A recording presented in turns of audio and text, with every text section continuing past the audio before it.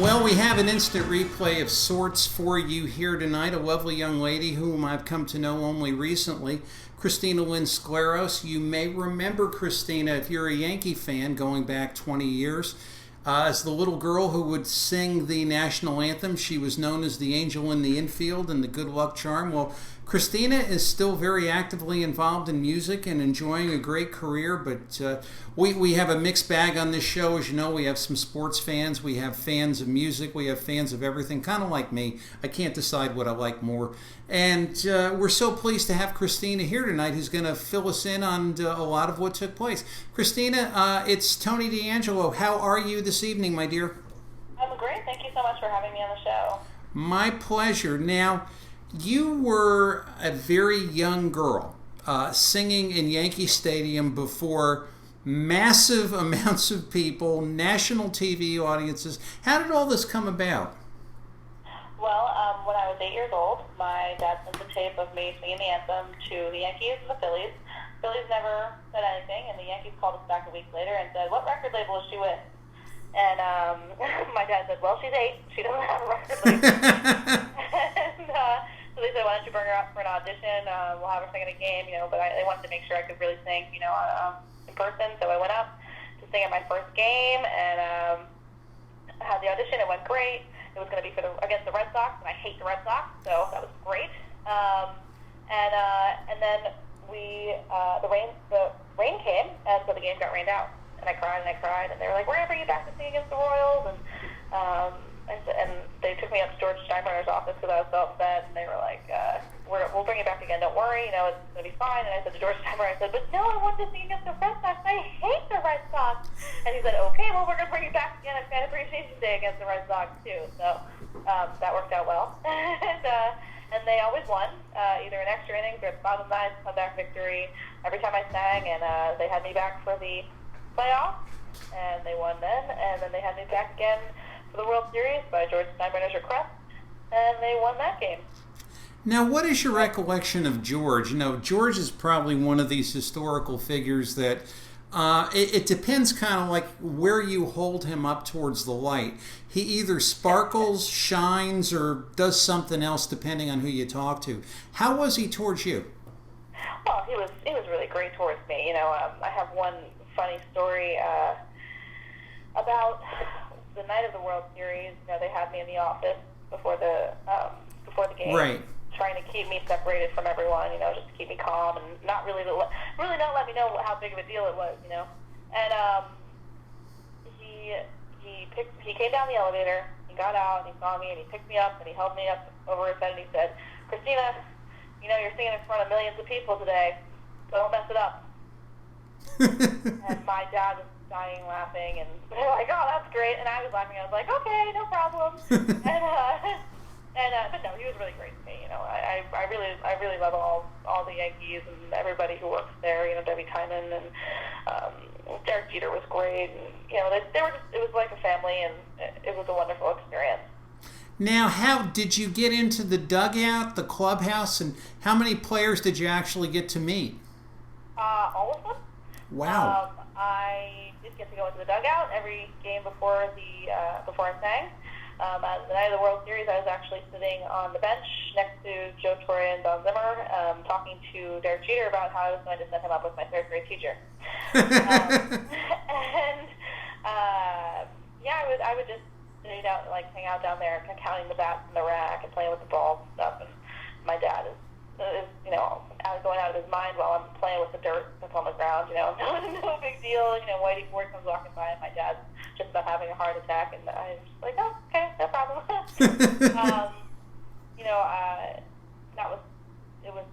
They're just wonderful people. And the clubhouse, after they won, we went down to the clubhouse, and they let us in, and my dad was getting sprayed by champagne by Tino Martinez, and they had cigars, and Bernie Williams was hanging out. Everybody, I got to meet Billy Crystal. That was awesome.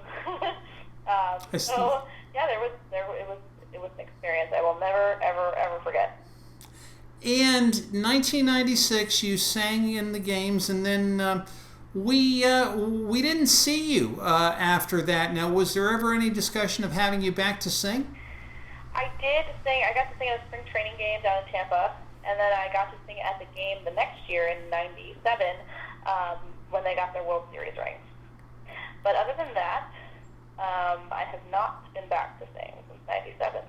So, which is sad for me. I loved it. I'm pretty sure they got inundated with calls from people with kids who wanted their kids to sing, and I understand how it works. On to bigger and better things, but I always dreamed of singing there again, and I'd love to. I mean, I went over there for an interview the other day, last week, and it was amazing. I got to sit right behind home plate, and they actually played a recording of the anthem instead of having someone sing. I was like, I would have done it. and so I sang along with the recording secretly, and they won 7-1. So, coincidence? Yeah, for certain. Well, it really was a neat period in time. Of course, the Yankees wanted to see another championship. They hadn't seen one in seemingly for so long, and it really was a neat time with Torrey coming back to New York. And Derek Jeter. Now, you had mentioned him. That must have been really quite a stunning experience for you. Yeah, it was his rookie year. I was there. I sang at the anthem at his Rookie of the Year award dinner. His dad actually has a photo of him and I up in their living room from that dinner. Wow. He was always very sweet to me. Actually, on my 13th birthday, my dad had sent his parents a picture of us and asked them to sign it. And I got a FedEx signed from Derek Jeter, a birthday picture of me and him. So happy birthday from Derek Jeter, and that was I was so excited. But I did see them again when I was about 16. I sang at something else that had, I believe it was the David Cohn Foundation, and they were all there, a bunch of them, so I got to see them then too, and it was always great to see them again. It was kind of sad going to a game again, in the new stadium. I hadn't been to the new stadium before, and I don't know I know the players from watching on TV, but I don't know any of them anymore, and it's different, Yeah, for certain. And you studied music, and you were in school, and obviously you went through school. Were you involved in singing and plays and performances throughout your scholastic career? Of course. In high school, I was in 17 different after-school activities, from orchestra to band to choir to all-state jazz ensemble to anything you can imagine. Shows, musicals. I did an off-Broadway show. I've done a ton of stuff like that throughout high school. I went to Manhattan School of Music for classical voice for 3 years, and then I decided I wanted to do jazz, so I switched my major and went to William Patterson and got my degree in jazz studies. And now I am touring with the lead guitar player from Deep Purple and Rainbow, Richie Blackmore. I sing background vocals for Rainbow and for Blackmore's Night. Wow, that's terrific. Now, of course, Deep Purple, that goes back to my era. You're talking Smoke on the Water and Hush and all that. That's unbelievable. Is that a departure for you? I love it. I've always loved classic rock and stuff. So when I got asked to do that, I've never been so ecstatic. It's like singing at the World Series. We were at. It's not as many people, not nearly, but it's an experience nonetheless. And 17,000 people screaming during a rock concert is something that few people get to experience. Certainly. Definitely a rush, and I hope there will be more. Now, do you have a favorite group or a favorite singer or someone who's kind of been a role model for you on the way up? I love all different genres of music. I love Ella Fitzgerald. I love Barbra Streisand. I love I love Queen. I love different classic rock. Billy Joel. My parents made me very well-rounded in that sense. Opera. I love opera. So there's never been really one person that I just watched the whole time. I think I learned more from really keeping my options open in terms of who I was looking up to and what I liked at that time. I don't think there's too many people under the age of 30 that know Ella Fitzgerald, honestly. My cat's name is Ella. Yeah, I love her. Karen Carpenter, I love her voice. You know, Yeah. And those two are my favorite vocal tones, shall I say? Just the clear, pure tone of their voice, I love. And, you know, Karen Carpenter's kind of lost to history in the sense that, well, I mean, there was a phenomenon, at least I probably, you know, around New York and, you know, up where I am in Connecticut, called Oldie Radio that pretty much has gone. I mean, it's such a poor substitute for itself that you just as soon not listen to it. But somebody turning that on for a first time, a young person saying, "Hey, I like this." You never hear the Carpenters, and there's a lot of things you never hear. And personally, I think that's tragic. Right. Yeah. You know, I have Sirius radio in my car, and I always listen to with channel 32, The Bridge. You know, the folk rock stuff. Mm-hmm. So I do hear some on there. And people get in my car and they're like, "What are we listening to?" I'm like, "Come on, it's great." You know, I love it. Fleetwood Mac, and you know, it's great. Now, at one point, you had sang for President Clinton. Yes. After the World Series, I got to do many things that were very exciting. Rockefeller Center Christmas tree lighting. I got to sing for President Clinton 2 days before at a rally in Union, New Jersey. 2 days before he was reelected. I actually got invited, my brother and I, in 1998 to sing in the East Room of the White House during Christmas time for the senators, the congressmen, the governors, and their families. I got to sing at Madison Square Garden a bunch of times. I was on, you know, numerous TV shows and different other fun things, you know, recordings and such.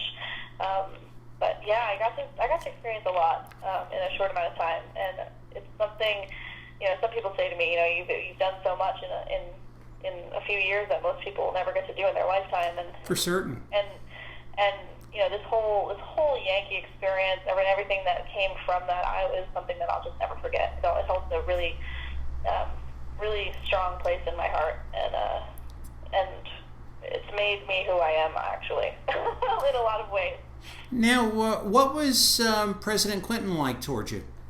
Oh, he was wonderful. I mean, he looked exhausted. But we have a family portrait with him, and he was very, very kind, and we signed baseballs for each other. So I have a baseball signed by Bill Clinton, he has one signed by me, and he told me that he was going to put it in his case, his baseball case in the White House next to his signed ball by Mickey Mantle. That's really something. You know, one of my office neighbors, a couple of years back was a local band leader, and Pat Dorn, and he had played for, let's see, I think it was 6 presidents in various inauguration events and campaign events and things like that. And I asked him, and I said, "Who was the best guy that you played for?" He says, "Without a doubt, Bill Clinton. He was interested. He was nice. He liked the music." The second one was, believe it or not, Gerald R. Ford, and you know, Mr. Ford said he likes Sinatra and to play that the next time. But that was, and some of the others, you know. Yeah. Now, where are your musical aspirations taking you now? Will you do more rock and roll singing, or would you like to get back into stage or opera or musical comedy? Right now, I'm really enjoying the background singing, actually. I hope to have more rock shows. I know for a fact that we will have more Blackmore's night shows. That's his folk Renaissance rock group that we have, where we dress up in Renaissance garb, and we tour Europe every summer. So I have shows coming up in August and October in the U.S. for that. So yeah, I have all of that going on, and I also teach private music lessons to kids of all ages, and I play 5 different instruments, and I teach all of those too. So really neat. That happening. Mm-hmm. And you play other instruments as well. Yeah, I play flute, piano, guitar, and violin, and I also play recorders and shawm, which is a Renaissance instrument.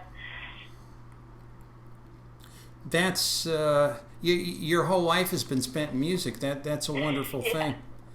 And it's interesting these days, and I don't know, and believe me, I mean, getting into this, you know, if you will, this broadcasting business and the whole issue with royalties and singers. And I'm of the belief that, people do their work, they should be paid. And, today it's like there's so much music that's available for free. Just by plugging your computer into something, you can listen.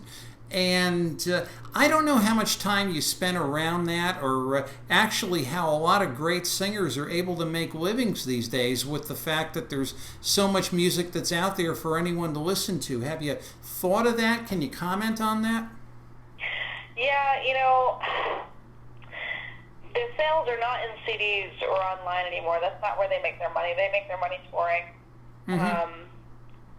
Selling out theaters and amphitheaters, and that's really where they get it, I think. And advertising, merchandise, that kind of stuff is kind of where they make their money.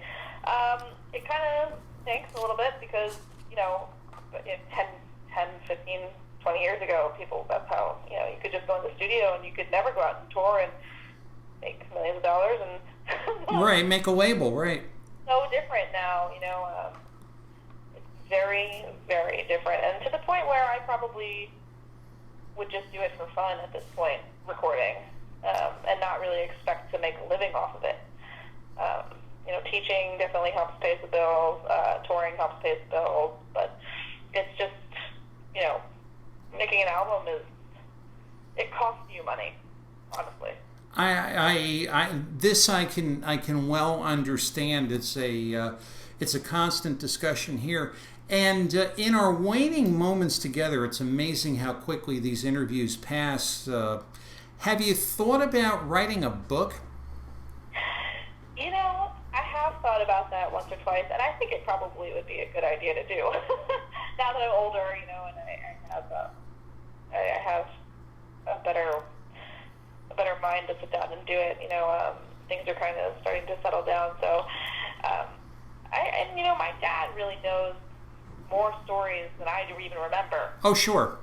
So it would definitely be co-authored by him if I were to do that. But it is a really great idea, and maybe in a few years when we both have time to sit down and do it, it'll be a good time to really relive everything and put it down in book form. Why not? Well, and I think of, and I'm this old Shirley Temple, who as an adult became a Goodwill Ambassador, especially for young girls throughout the world, as just an example of, okay, that was me doing the Good Ship Lollipop way back when, but now I'm a wife, a mother, an ambassador with the UN. And really was an inspiration and a positive role model. And, right. I kind of see that happening for you. I mean, you can talk to our good mutual friend Ira about that. But if the shoe fits, certainly wear it. And, come back and say, I gave you a good idea.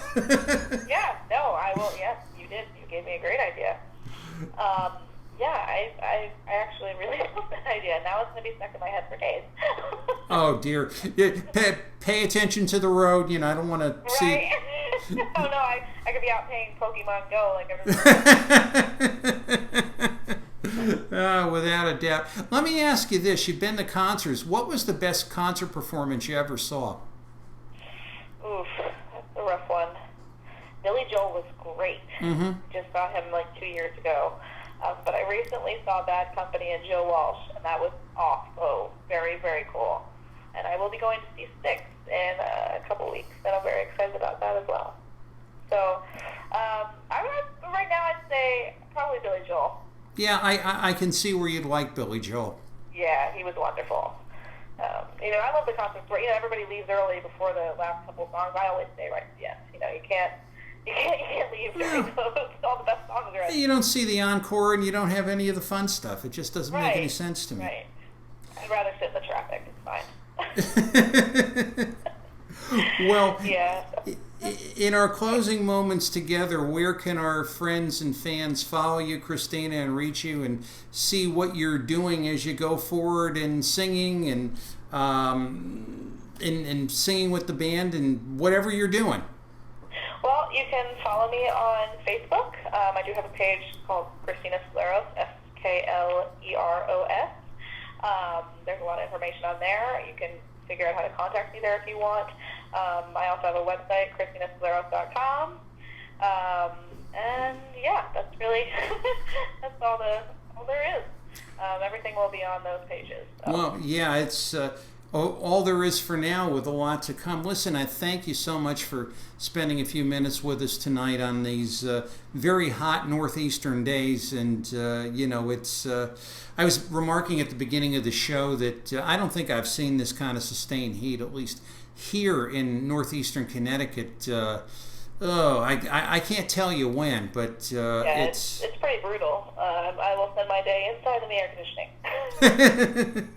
That's what I've been doing, hanging out in the shade, going out occasionally. But you take care, and we'll be following you. And thank you so much for being with us, Christina. Thank you so much for having me on. It was really great. My pleasure. Thank you. Thank you. Bye-bye. Bye.